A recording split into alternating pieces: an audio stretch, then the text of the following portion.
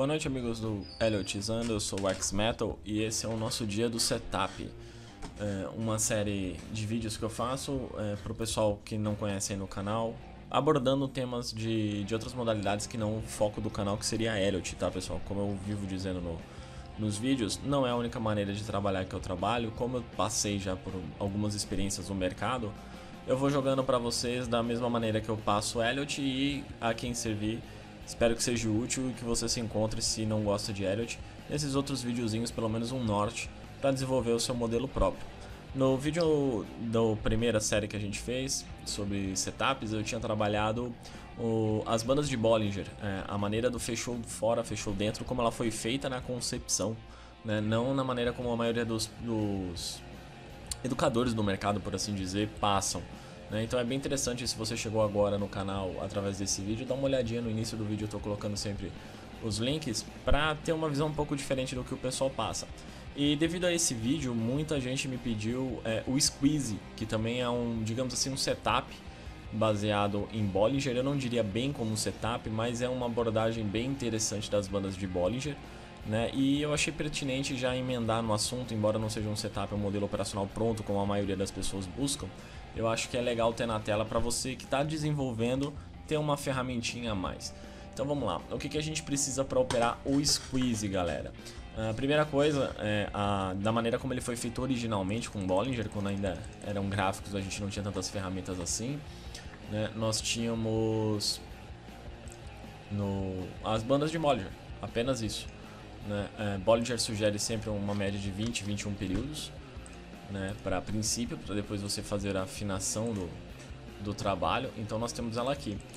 Hoje, com as ferramentas, a gente tem a possibilidade de fazer o uso do Squeeze já calculado. Pela maioria dos programas que a gente tem aí, pode ser calculado e tem um indicador feito chamado Bollinger Bandwidth ou BBWidth, Bollinger percentual, depende de como é a sua plataforma.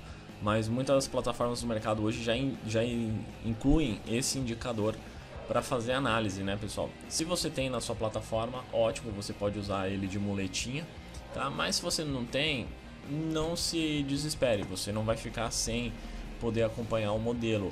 A única questão é que sem a ferramentinha fica um tanto quanto visual e você pode deixar passar batido alguns momentos, tá? Então a ideia do Squeeze inicial, qual que era? Tá? A ideia principal do Bollinger em cima dessa modalidade era que você observasse, e eu vou deixar tanto esse indicador para quem está trabalhando já com o Brooker, tá, pessoal, no link de download do vídeo, quanto eu passo a formulinha para vocês que quiserem calcular na mão. Para você calcular esse percentual aqui, você simplesmente pega o valor, vamos lá. Você teria que olhar o valor da banda superior, certo? Que é a BB Top, que seria 57,100 aqui no caso do Canon onde nós estamos. O valor da inferior, que ele dá ali pra mim como 56,151, e vai dividir pela média de 20 períodos, que é no caso dessa linha central do Bollinger, que a maioria das plataformas tem. Se você não conhece, é uma média aritmética de 20 períodos, ou uma média igual a que você tem, certo? No seu padrão de Bollinger, essa linha central aqui. Se você está usando a configuração de Bollinger como 20, então a média vai ser de 20. Se você usa Bollinger como 10, então vai ser uma média de 10, e assim sucessivamente. Então, para você fazer um cálculo desse, se você quiser fazer na unha, banda superior menos banda inferior dividido pela média. Cálculo simples e básico, só é um pouquinho trabalhoso de fazendo na unha todos os candles, principalmente no intradia, né? Mas se você tem uma plataforma que te dá a liberdade de configurá-la, você mesmo pode fazer a configuração. Ou se você tem um Brooker, pode pegar o AFL, que eu vou deixar o download, e jogar dentro do Brooker. Bom, então a ideia do Bollinger qual que era? Você olhar períodos de volatilidade. Para quem não sabe, as bandas de Bollinger foram criadas para mensurar também, além de um padrão comparativo de preços no tempo, para a gente poder mensurar a volatilidade do papel, né? Se o papel ele está passando por um período de volatilidade ou um período de movimentação mais lateral, né? Então a ideia era que você pegasse regiões de preços menos voláteis, tá? Ele sugere no livro, no Bollinger on the Bands, que é o livro que eu cito tanto pro fechou fora, fechou dentro, quanto pro Squeeze, o menor período de volatilidade nos últimos 6 meses. É óbvio que ele estava falando num gráfico diário, né, pessoal? Para um intradia, quem trabalha com intradia, você tem que adaptar mais ou menos aí digamos, o princípio inicial seria por candles, né? Se são 6 meses, são 180 dias com 20 candles cada mês, seria basicamente 120 candles, um período assim. Então você pode fazer uma base de 120 candles ou visualmente os menores níveis acabam funcionando bem também, certo? Então qual que é a ideia? Uma região, digamos assim, sobrevendida do indicador, tá? Você vai ter que habituar a períodos, tá? Há períodos que essa região sobrevendida vai ficar trabalhando muito acima e há períodos que ela vai começar a trabalhar um pouquinho abaixo. Mas em base você trabalha com uma linha, como eu estou fazendo aqui para você, né? De uma região que você tenha certeza que ali a volatilidade está baixa.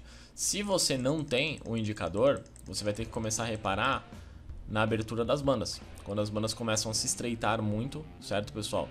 É porque a volatilidade está diminuindo, como aqui, por exemplo. Tá? Esse é um exemplo que dá bem na cara que a volatilidade está baixa, né? Então, se a gente pegar como exemplo isso daqui, o Bollinger simplesmente tratou da seguinte maneira: períodos de alta volatilidade como esse, tá? Eles são antecedidos por períodos de baixa volatilidade, o que o pessoal geralmente chama de acumulação, né? Ou lateralização do papel, para poder fazer um movimento mais de força, tá? E depois do momento de volatilidade, volta-se ao momento de lateralidade para novamente ter mais um impulso, tá? A vantagem das bandas é que com isso ele defendeu a teoria de que os períodos de volatilidade e de lateralização dos preços são cíclicos, eles se repetem em padrões, tá? Não é uma coisa a esmo. Isso ele foi observando com os estudos baseados na banda de Bollinger. A gente não vai aprofundar tanto assim, mas a gente vai se resumir à teoria do squeeze, que é o seguinte: quando você tem um período de lateralização, marca uma mínima, tá? Ele sugere que o squeeze não seja feito basicamente apenas com essas informações que eu estou passando aqui agora, tá? Ele não faz a sugestão de como você vai antecipar a movimentação de uma maneira específica, mas ele sugere, e é por isso que eu disse para o pessoal que isso vai servir muito bem de base para quem quer trabalhar, para pegar movimentações ou pernadas, né, no jargão do mercado, porque ele sugere que você use o seu indicador, o seu oscilador, para antever se o preço vai romper para baixo ou se ele vai romper para cima, tá? Como ele não cita no livro um indicador de predileção dele pro squeeze, eu também vou deixar a critério que vocês adequem ao que vocês usam no HB, né? Se você usa MACD, IFR, ADX, coloca o BBWIF lá e compara nas explosões do mercado o seu indicador como ele estava indicando, né? O ponto clássico para acionamento seria de qualquer maneira os rompimentos, mas o oscilador ele te ajuda no que eu já vou te passar daqui a pouco. Então, a princípio básico, rompimento e volatilidade, tá? Um novo período aqui de lateralização e rompimento. Qual que é o perigo e por que ele indica o uso do indicador, tá? Deixa eu achar um períodozinho aqui no gráfico que aconteça tal fato para que vocês observem a importância de um indicador. A gente pode usar isso daqui como exemplo básico. O indicador ele vai te servir para antever essa movimentaçãozinha aqui, ó.